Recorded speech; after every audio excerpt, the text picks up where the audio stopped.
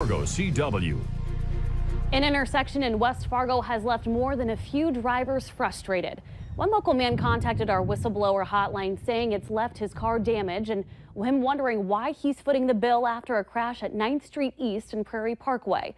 Valley News Team's Molly Casey talks with him to see what led to the crash and how police are responding to the problem.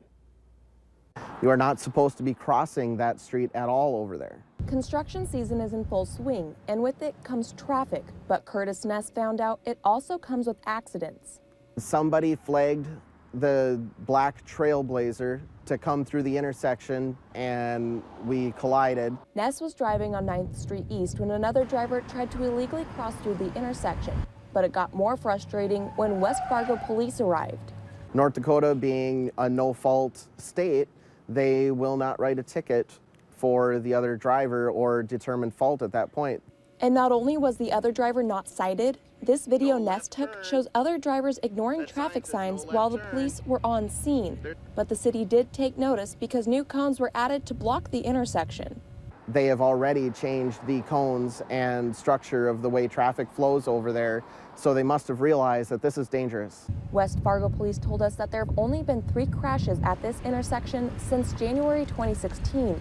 But Ness is still frustrated it took an accident to change the intersection. I have to get my vehicle fixed. It's just at this point, it's money out of my pocket that should not be money out of my pocket. From West Fargo, Molly Casey, Valley News Live. And although the cone structure has changed to prevent left-hand turns, Ness says he's going to avoid the intersection from now on. And as mentioned, that story came to us through our whistleblower hotline. So if you need help uncovering fraud and corruption in your community, call us on our whistleblower hotline at 701-237-6576 and leave your tip. We'll do our best to get to the bottom of it. Coming up after weather, new details emerge from a murder-suicide in Jamestown that left a 3-month-old baby alone. Plus, officials need your help finding this missing Minnesota teen. But first, it's been a wild weather night with funnel clouds popping up all over Clay County, Minnesota. This video sent to us by one of our viewers of a funnel spinning in North Moorhead, one of many videos and pictures that we received tonight. So, Robert, are things calming down as we're heading into the later hours? Much calmer now as we take a live look outside on the CorwinAuto.com Valley Skycam, part of the Storm Team Skycam network.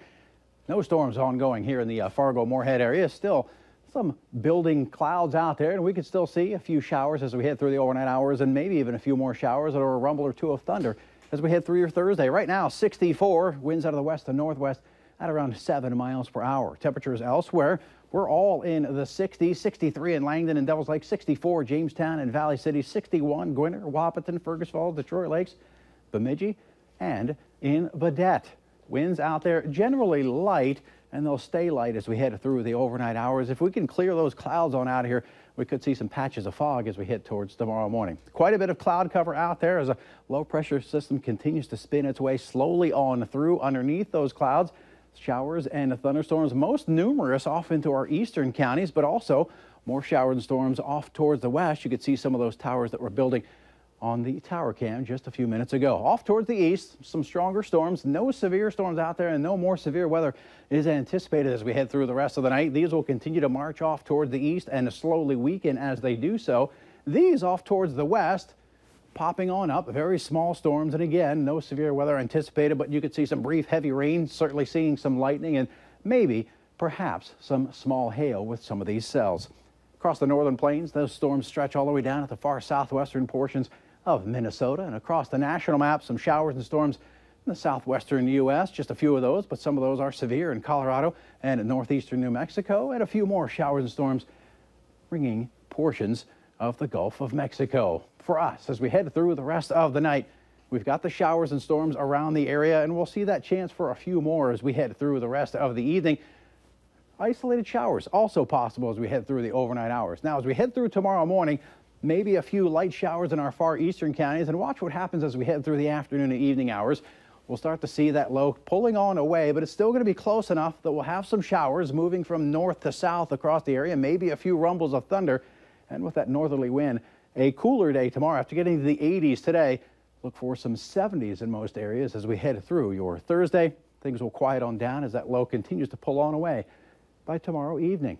Here in Fargo, we're going to start off the day with temperatures in the upper 50s with maybe a few sprinkles of rain around. By lunchtime, we're going to warm it on up into the upper 60s. Isolated showers still possible, and we'll continue with that chance for some showers, maybe a rumble or two of thunder late in the day with highs in the mid-70s. Picture of the day. Thanks so much to Sammy for sending this in. Some fireworks over in West Fargo from the show last night. Tonight's show postponed till tomorrow night, so if you did get tickets for tonight's show, they're good for tomorrow night's show. Picture we're going to use as the background to our 7-day forecast. That chance for some rain as we head through the day tomorrow. 70s over the next few days. Sunday, we warm it back up into the 80s and warm it up even more Monday, Tuesday, and Wednesday with more storms possible by midweek. I know we both agree on this, but we love that colder air during the night and then early morning. Yeah, it's fabulous. Yes. You bring it down in the 50s, refreshing air over the overnight hours, but some summer-like weather looks like it may return next week. All right, thank you, Robert. You got it. Police officials now say the bodies of a couple found in a Jamestown home were the result of a murder-suicide that left a 3-month-old baby alone. The Jamestown police chief reports the bodies of Casey Jensen and Charis Peterson were first found by their fathers in the home the couple was sharing. And the report from the medical examiner says Peterson died from a gunshot wound to the back of his head, while Jensen died of an apparent self-inflicted gunshot wound. Investigators found a rifle and 2 shell casings, along with other evidence at the home. And based on their findings, they believe the incident happened late in the evening of August 4th or the early morning hours of August 5th. Authorities also found a 3-month-old baby in the home. That baby was taken to the hospital to be treated for dehydration, and then was later released to family members. A Canadian man was sentenced in North Dakota federal court for smuggling illegal aliens into the United States. 41-year-old Victor Amori of Regina, Saskatchewan, has been sentenced to serve 6 months in prison. In April, Amori entered the U.S. from Canada to the Portal, North Dakota port of entry. Law enforcement saw Amori as he drove to Minot, picked up 9 people and transported them to a quarter-mile south of the U.S.-Canada border. The 9 people crossed the border where they were captured by Canadian law enforcement.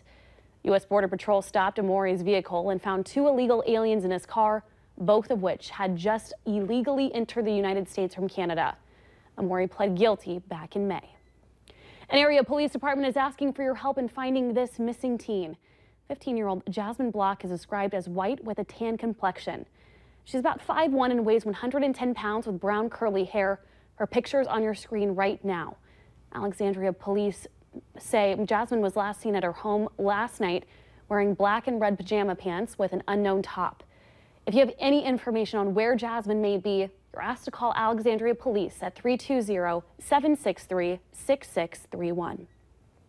The Valley City Police Department worked with several law enforcement agencies, including the U.S. Marshals Service, to conduct a sex offender compliance operation earlier today. They met with offenders face-to-face to make sure they were up to date on their registration. Now, authorities say the operation resulted in 1 arrest and possible charges for up to 6 more. 33-year-old Tyler Delmore was arrested by the High Plains Fugitive Task Force for failure to register and failure to appear. The other people that could be facing charges for smaller violations like failure to register a new vehicle, email address, or phone number. Valley City Police Chief Hatcher says that the help from the U.S. Marshals Service provides them extra backup of these types of operations, and the Marshals can also help them in cases where they have to cross into another agency's jurisdiction. The Ronald McDonald House in Rochester, Minnesota is a home away for home for families whose children are being treated at the Mayo Clinic.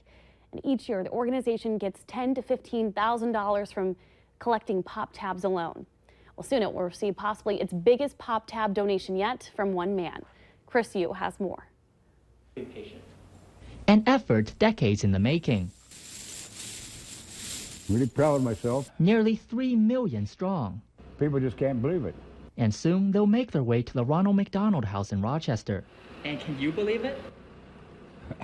I'm starting to believe it, but it's still so hard. You know, I never dreamed to have it this much. With help from the community, 75-year-old Jim Spinner has been collecting pop tabs for more than 30 years.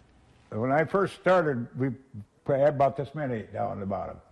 And they just kept on adding. I said, well, let's go to 2 million.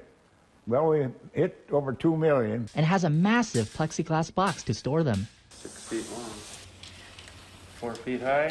The Medford man decided to collect pop tabs after a friend stayed at the Ronald McDonald House about 30 years ago. His son had to stay in Rochester. He had kidney infection. When this box gets filled to the brim, there will be about 3 million pop tabs in all. I just enjoy it.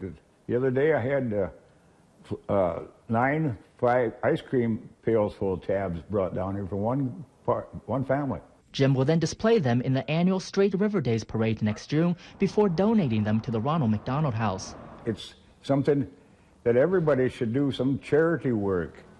And that's what I'm doing, is a charity work. I don't want no money out of it. I don't want nothing out of it. And as for what's next? I might still keep on going as long as I'm still alive yet. To make somebody happy was worth it. Love that. If you want to donate to the Ronald McDonald House, you can. Just head to valleynewslive.com and click on the Hot button. Tension is building between